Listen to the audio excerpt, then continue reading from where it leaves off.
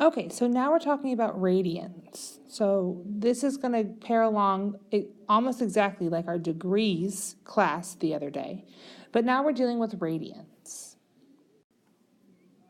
Okay, so what is a radian? A radian is just another unit to measure angles.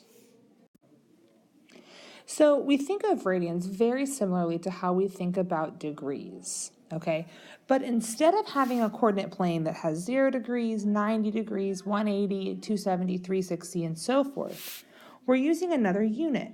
So what that means is that we're still over here at 0, but notice how there's no degree symbol. When we progress all the way around, we're at 2 pi. So that means if we're halfway around the circle, so if I go from here to here, instead of being at 2 pi, I'm at pi.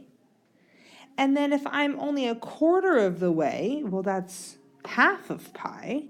So that's going to be pi over 2. And then if I go all the way to pi, and then I keep going, and I'm 3/4 of the way of 2 pi, well, that's going to be 3 pi over 2.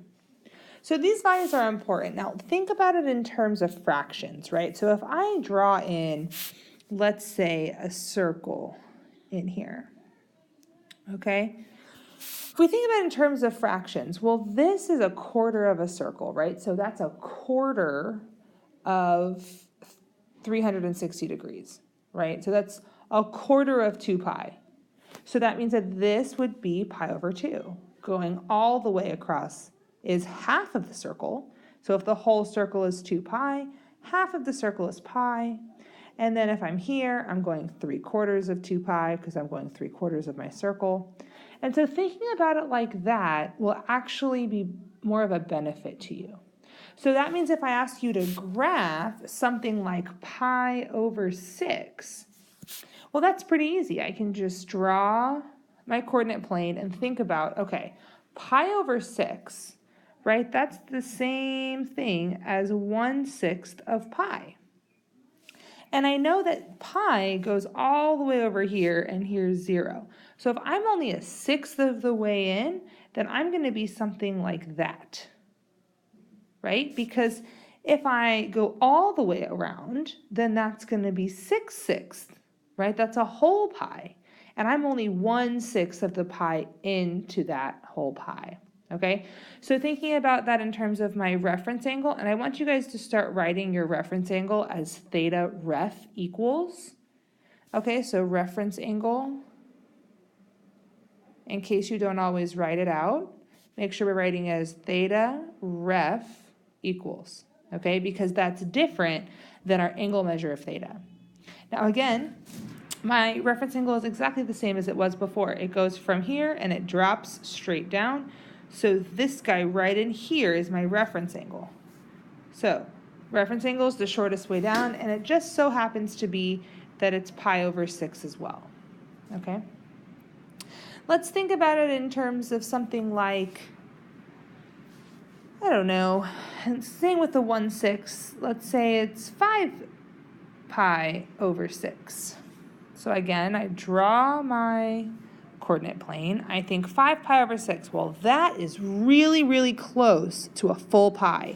And I know that pi is over here, 0 is over here. So I have to be something like that. So this is my 5 pi over 6. Just like before, we had this guy being our pi over 6. Again, looking at our reference angle is the shortest pathway down to the horizon. So my reference angle in this case is what else it would take for me to get to a full pi. So I can think about it as, well, pi minus 5 pi over 6. So that becomes, if I wanted to get a common denominator and actually subtract them, I get pi over 6. So that's how I find my reference angle in there. So the idea of coterminal is still a thing here. Coterminal is going to be exactly where it lands, and it lands on top of itself. So if I have something like this, and let's say I have something like pi over 4, okay? And I want to know something that's coterminal to it. So pi over 4, I know that's in the first quadrant. I know that it's a fourth of the way onto the whole pi. So, and again, this was our pi, and this is 0. So something that's coterminal. Before we were dealing with degrees, we added 360 degrees. But now, when we go all the way around the circle, we have 2 pi. So to find something that's coterminal, we take pi over 4 plus 2 pi. And again, we can think about that as pi over 4 plus 8 pi over 4. So another name would be 9 pi over 4. I could do it again, right? I could take 9 pi over 4 and I could add 2 pi. So again, 9 pi over 4 plus 8 pi over 4, which would give me 17 pi over 4. So that's another name. Now, just like before, when we had negative degrees, you can also have negative radians. So in this case, you would take your pi over 4, and you're going in the other direction. So we're going to subtract 2 pi. So that's pi over 4 minus 8 pi over 4, which would be negative 7 pi over 4. We could do it again. Negative 7 pi over 4 minus 2 pi would be negative 7 pi over 4 minus 8 pi over 4, or negative 15 pi over 4. So just like with degrees, radians also have an infinite number of names, or an infinite number of angles that are coterminal. So again, coterminal is where the angles are lining up exactly with another one.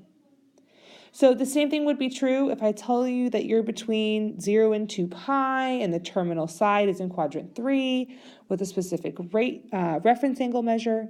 You should be able to find out what the degrees are and so forth in radians. So I want you guys to try to think about this in terms of radians, in terms of fractions of the whole circle. Okay, it'll take some practice, but I think you'll be okay.